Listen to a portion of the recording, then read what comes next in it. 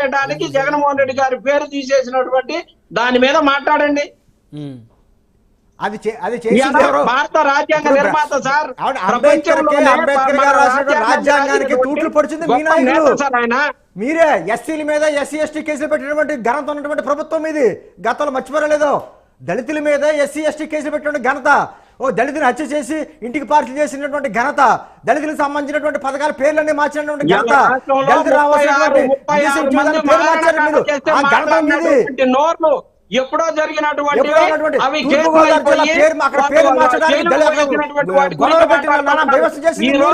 నిన్న మాచర్ల నియోజకవర్గంలో వినుకొండ గారు మీ దగ్గర మాట్లాడడానికి లేనప్పుడు ఏదో కవర్ చేసుకోండి అంతేకాని దళితుల గురించి అంబేద్కర్ గారి గురించి మాట్లాడే అర్హత మీ వైఎస్ఆర్ కాంగ్రెస్ పార్టీ లేదు. ఎన్ని రకాలుగా దళితులు డాక్టర్ సుధాకర్ డ్రైవర్ సుబ్రహ్మణ్యం చర్చగా పెట్టి మాట్లాడుతా ఉన్నారు. చిన్నపరెడ్డి గారు, దళితుల మీద ఎస్సీ ఎస్టీ కేసులు పెట్టినటువంటి ప్రభుత్వం భారతదేశంలో ఏదైనా ఉందా మీరు తప్ప? దీనికి మీరే సమాధానం చెప్పాలి చెప్పండి. తన పని తాను చేసుకుపోతారు సార్. ఎవరైనా తప్పు చేస్తే దానికి సంబంధించి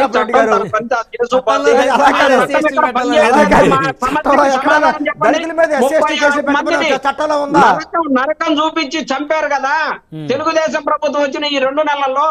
ఆ 36 మందికి సంబంధించినటువంటి వాటికి సమాధానం చెప్పమని చెప్తే గారు మీరు ఇందాక ఏదో వాళ్ళ భార్య గురించి మాట్లాడారు. రేణు దేశాయ్ గారు లాస్ట్ ఇదే రోజు కరెక్ట్గా సంవత్సరం అయింది ఆమె ఇచ్చిన స్టేట్మెంట్. రాజకీయాల విమర్శలు సహజం కానీ మహిళల్ని పిల్లల్ని రాజకీయాల్లో లాక్కండి. నా పిల్లల్ని మాత్రమే కాదు, ఏ నాయకుడి పిల్లల్ని మహిళల్ని రాజకీయాల్లో ఆడడం మంచిది కాదు. ఓ తల్లిగా నా అభ్యర్థన. పవన్ కళ్యాణ్ గారు మా పిల్లల విషయంలో ఎటువంటి అన్యాయం చేయలేదు, కావాలని మమ్మల్ని లాగుతున్నారు అనేటువంటి స్టేట్మెంట్ కరెక్ట్గా ఇదే రోజు సంవత్సరం క్రితం పెట్టి చెప్పింది ఆమె. అవును, అంతే తప్ప ఏ రోజు మీ వేళకి మళ్ళీ పిల్లలు బయటకు వచ్చి అల్లరి చేసినట్టు ఘనత ఎప్పుడు లేదు. ఇప్పటికైనా సరే నేను చెప్పేది ఒకటే సార్, ఈ కుటుంబ వ్యవస్థకి సంబంధించి టీవీ చర్చల్లో జరగకుండాంటే మంచిదని నా ఇదే మాట మీ నాయకుడికి మీరు ఆ రోజు చెప్పవలసింది. తప్పండి, మీరు ముఖ్యమంత్రిగా ఉండి పిల్లల గురించి మాట్లాడడం తప్పు, పిల్లలకు పెట్టినటువంటి సభల్లో ఆ మాటలు మాట్లాడడం తప్పు. ఆయన ఎన్ని చేసుకుంటే మనకెందుకు, మనం ఏం చేస్తాం అధికారంలో ఉన్నా అది చెప్పాలి. కానీ ఆయన పెళ్లిళ్ళు మనకేంటి? ఆయన పెళ్లిళ్ళు చేసుకోవడం వల్ల మన ప్రత్యేక హోదా తేలేకపోయామా? ఆయన పెళ్లిళ్ళ వల్ల ఇలా దళితులను ఇలా చంపేస్తున్నామా? ఆయన పెళ్లిళ్ళ వల్ల రాష్ట్రాన్ని ఇలా నాశనం చేశామా? ఆయన పెళ్లిళ్ళ గురించి మనం అప్పులు చేశామా? తప్పండి జగన్మోహన్ రెడ్డి గారు ఆ రోజు చెప్పాలి. మీరు అలాంటి నాయకులందరూ కూడా ఆ రోజు మాట్లాడడం వదిలేసి రోడ్డు మీద వదిలేసి ఈ రోజు విలువలు, ఈ రోజు దువ్వాడ శ్రీనివాస్ గారు మాట్లాడడం మీరు విన్నారు కదా. పవన్ కళ్యాణ్ గారు ఎన్ని రకాలుగా మాట్లాడారు, ఆయన పెళ్లిళ్ళ గురించి చర్చ పెట్టి మాట్లాడారు మనకు తెలియదా? ఈ రోజు వచ్చి విలువలు మాట్లాడితే ఎలాగ మీకు అర్హత ఉంది అసలు? మాట్లాడిందేంట్లో ఏదైనా మీకు తప్పుగా ఉండుంటే మీరు డిప్రవేషన్ వేయండి.